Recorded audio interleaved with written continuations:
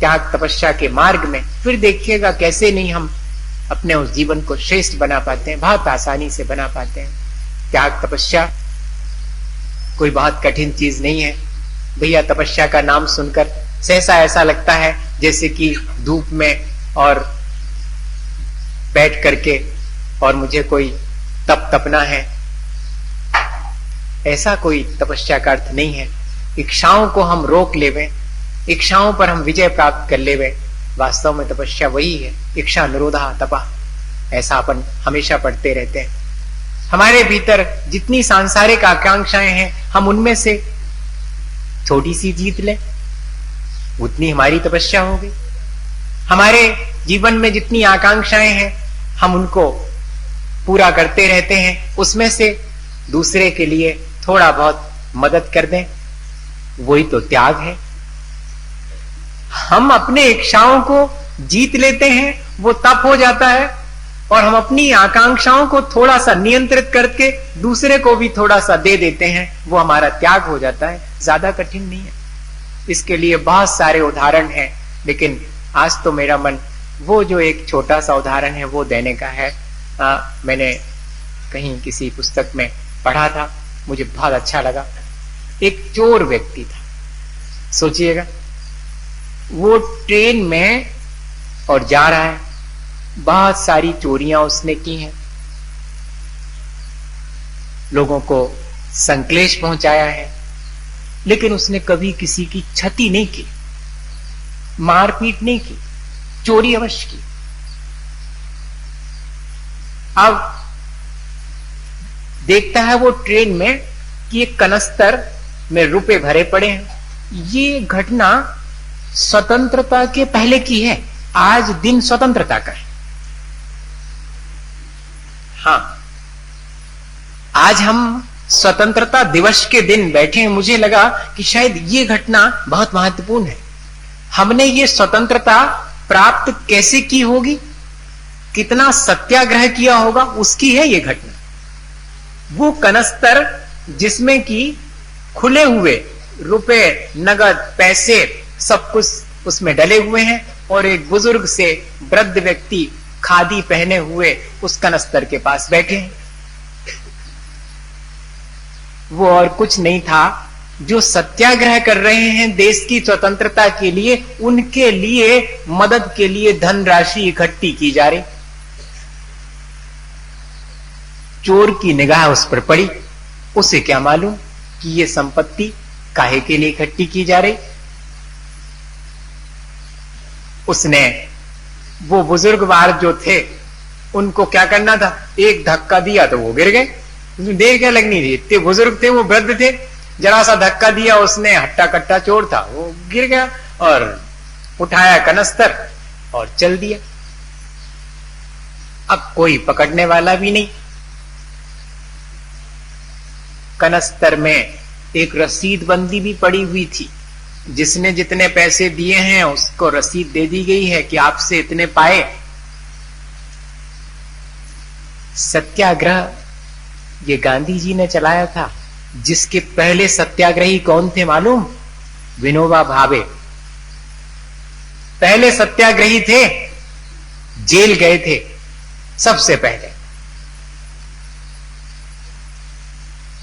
तब इन लोगों ने, दोनों का मैं बहुत अच्छा कॉम्बिनेशन मानता हूं। गांधी जी बहुत श्रद्धावान थे और अत्यंत ज्ञानवान थे विनोबा, दोनों का एक अच्छा कॉम्बिनेशन था। और साथ में दोनों के अंदर अपरिग्रह की बहुत अच्छी धारणा थी। जैन नहीं होने के बाद भी अपरिग्रह की जीवन में अभिव्यक्ति दिखाई पड़ती थी, परिग्रह में लिप्तता नहीं थी। ये बहुत बड़ा उदाहरण है। ये दो लोग जिनका कि आज हमें और जरूर से स्मरण कर लेना चाहिए। स्वतंत्र देश में बैठे हुए हम एक नागरिक की हैसियत से, नागरिक होने का भी अपना सौभाग्य, वो भी भारत के नागरिक होने का, इसको छोटा मोटा सौभाग्य नहीं मानना। भरत देश में बैठे हैं, चक्रवर्ती भरत के देश में, भगवान ऋषभ देव के पुत्र, उस भारतवर्ष में उसके नागरिक होने का है। क्या नागरिक वास्तव में? जिसके जीवन में श्रद्धा है, आत्मज्ञान है और साथ में त्याग तपस्या है, वो है सिंबल भारतीय नागरिक होने का, वो है भारतीय संस्कृति का सिंबल, वो है उसकी पहचान कि हां जहां श्रद्धालु लोग हैं, जहां आज भी आत्मज्ञान है, अध्यात्म जहां पर है वो भारत है। जहां आज भी त्याग तपस्या का सम्मान होता है, जहां लोग स्वयं त्याग तपस्या करते हैं, वो है भारत, स्वतंत्र भारत। हमने स्वतंत्रता इसी के लिए हासिल की थी कि हम अपने श्रद्धा को व्यक्त कर सकें, हम अपने आत्मज्ञान के माध्यम से अपना कल्याण कर सकें, हम त्याग तपस्या के मार्ग पर चल सकें। वरना हम मजबूर थे, हम ये कुछ नहीं कर सकते थे। ना हम अपने धर्मायतनों में जाकर अपनी श्रद्धा व्यक्त कर सकते थे, ना हम अपने शास्त्रों का ऐसे मंच लगा करके और ना अपने विचारों की अभिव्यक्ति कर सकते थे, ना हम त्याग तपस्या के मार्ग पर चल सकते थे। हम मजबूर थे जब हम किसी के बंधन में थे। हम मुक्त हुए। काहे के लिए मुक्त हुए?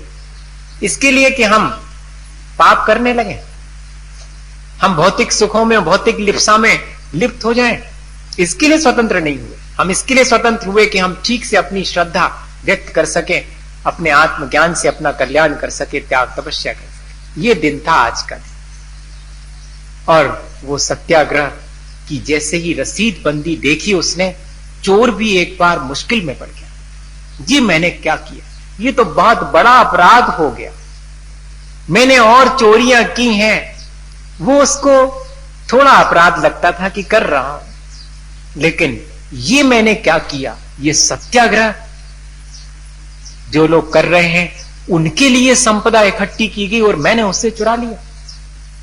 कहते हैं उस रसीद बंदी पर अपने हाथ से अपने अभी तक के जितने पैसे उसके पास थे वो सारे पैसे उस कनस्तर में डाल दिए और उस रसीद पर अपना नाम लिख करके कि इतने पैसे मैंने भी इसमें सत्याग्रहियों के लिए दिए, और इतना ही नहीं, मैं अब आगे से चोरी नहीं करूंगा, यही मेरा सत्याग्रह है। ये उस रसीद बंदी पर लिखकर उसी कनस्तर में डालकर उन बुजुर्गवार के पास उनके पैर छू के रख करके गया। आप इसको त्याग मानेंगे, तपस्या मानेंगे? नहीं मानेंगे। आप तो इसी को मानेंगे कि आपने क्या क्या छोड़ा है आज। मैं ये नहीं कह रहा हूं कि आपने ठीक नहीं किया, आपने बहुत अच्छा किया कि कल आपका उपवास था, आपने बहुत अच्छा किया। आप अपने जीवन के लिए बहुत ऊंचा उठाने के लिए ये सब करते हैं, त्याग तपस्या, लेकिन त्याग तपस्या का एक रूप ये भी है, उससे क्यों हम वंचित रहे? इस रूप को भी हमें अपने जीवन में और अभिव्यक्त करना चाहिए।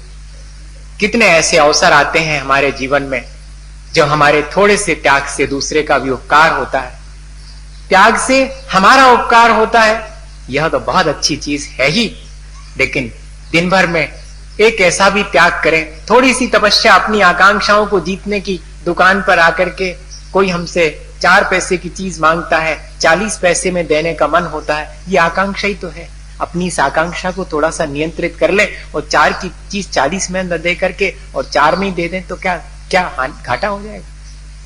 घाटे की सौदा तो कोई नहीं करता। लेकिन मेरी अपनी ये तपस्या करने का ढंग ऐसा भी तो हो सकता है, मेरे अपने त्याग करने का ढंग ऐसा भी तो हो सकता, जैसे कि उस चोर ने और उस दिन सत्याग्रह के लिए, देश के स्वतंत्रता के लिए और ऐसा कुछ किया। हम अपनी आत्म स्वतंत्रता के साथ साथ प्राणी मात्र के स्वातंत्र के लिए कुछ ऐसा उपाय करें तो दोनों चीजें, हमें भी इस संसार से मुक्ति मिलेगी, हम भी अपने जीवन में उस श्रेष्ठता को हासिल कर पाएंगे और हमारे आसपास का परिवेश भी बहुत श्रेष्ठ होगा, बहुत सुखद और बहुत अच्छा होगा।